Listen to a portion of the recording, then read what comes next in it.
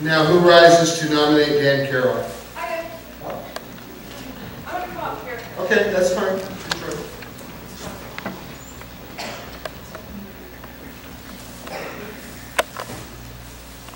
My name is Hoyle. I'm the chairperson of the Democratic Party of Lane County. In recent years, we've seen a transformation from poll-driven to people-driven politics with a new emphasis on citizen engagement and grassroots activism. That's why I became involved with the Democratic Party of Lane County, and that is why I am enthusiastically nominating and endorsing Dan Carroll for chair of the Democratic Party of Oregon.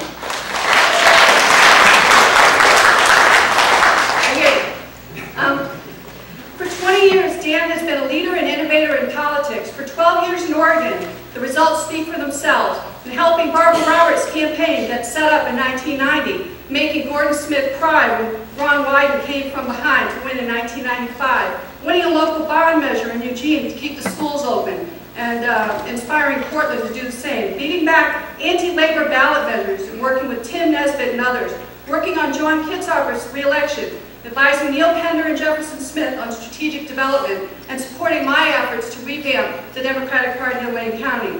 Outside our state, Dan has been at the forefront of smart politics as a national leader. He's advised Move On, helping them scale up from their earliest days. He served as a founding member of Progressive Majority and helped create a farm team of progressive candidates across the United States. He's worked alongside David Sirota, Ariana Huffington, Jim Hightower, and others, giving a voice to practical populism. Move On co-founder Joan Blade said, Dan Carroll has been a key architect in the resurgence of citizen empowerment and do-it-yourself politics. John Kitzhaber said, Dan has a keen sense for what's next around the bend and what to do. And David Sirota said, I've worked with Dan Carroll for a long time in a number of different capacities. The best thing about Dan is he's got solid progressive credentials and a street fighter mentality. Exactly the kind of traits that we should want in all of our state party chairs. So, please join myself, former House Democratic leader Kitty Piercy, Carol Voisin, Senator Vicki Walker, former DPO Chair Jim Klonowski, David Sirota, and others in supporting Dan Carroll.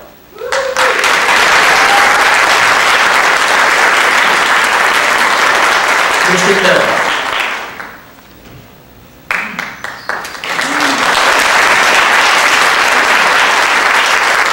Thank you very much, Val. Good morning, fellow Democrats, and special thanks to Val. Your roll-up-your-sleeves leadership has really transformed Lane County politics. Many thanks also to my wife Joyce, my son Jack, and my friends who were kind enough to roll north and campaign with me today. I hope you had fun.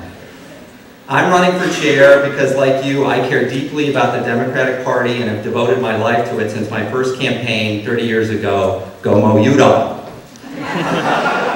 I'm running because I think DPO should be the center of a breakthrough coalition of urban and rural and mall shopping Oregonians, ready to bring in new ways to inspire and challenge our citizens, be they Democrats, Independents, and yes, Republicans of conscience. I'm running because I have learned lessons elsewhere that I know can keep up the great momentum built by Jim Edmondson, Neil Pender, Meredith Smith, and everyone here. I got into this race most of all to make sure there was a clear to-do list for the next year in the first 100 days, starting with making sure that we don't sit idly by while Gordon Smith slips his way back into office. So what do I see as immediate and specific challenges? Number one, get our act together on challenging Gordon Smith, because he can either be spending $8 million to defend himself, or it can be undermining our tenuous hold on the Oregon House, the open statewide races, and your local races. In essence, the DPO must act as the general election campaign agency for all the potential challengers. Whoever is elected chair, in my view, must bring them in and their teams to develop a serious campaign plan rather than wait months until we have a nominee. We must begin this process 3 weeks from now, in April, no fooling around. Second, this isn't just about Gordon Smith. We need to create a strategic plan and a real budget and marry that to the 36-county strategy so we can keep the gains we've made and grow. So here's what I propose to start.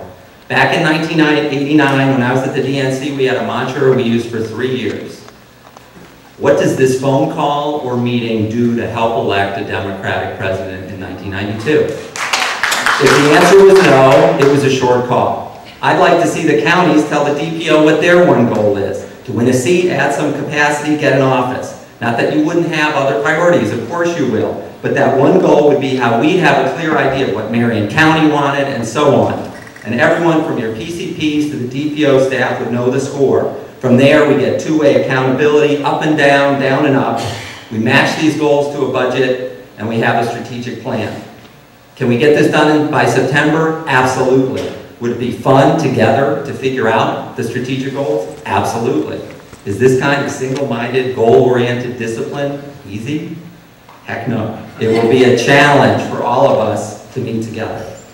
Lastly, I think we need to implement new programs for the party to keep growing in this new era where people care more about their causes than political parties. In essence, as my friend Jim Hightower likes to say, we need to put the party back in politics.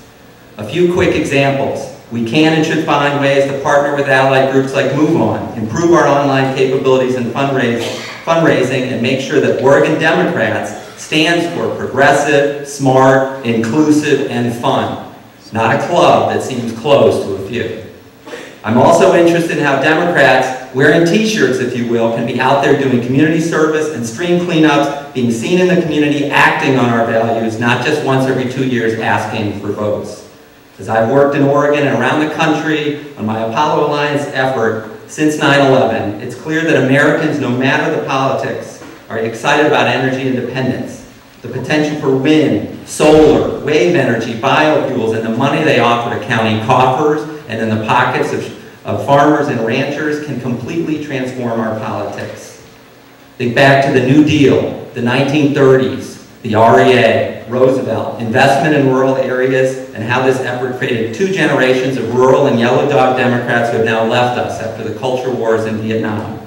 We can begin to reach them again with a Green New Deal, new investment, new opportunity, and an issue set that Chuck Butcher and Steve Buckman can even love and smile about. And all the rural colors.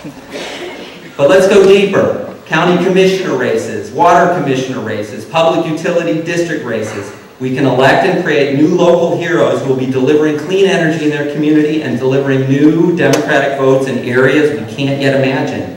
We have all heard of the Christian Coalition and how they recruited school board candidates and drove the Gingrich Revolution. Well, this is our chance to replant the Democratic roots for the next generation. So that's the job I hope to do. An early challenge to Gordon Smith and a strategic plan that ties all the races and all the counties together. Fundraising to make it all go. And most of all, a serious commitment to winning elections in urban and rural Oregon. In the last couple of weeks, I've asked delegates to keep an open mind about this election and trust your gut about who is really the right person at this moment to keep the momentum going. Today, I ask for your vote on the first ballot. Thank you very much.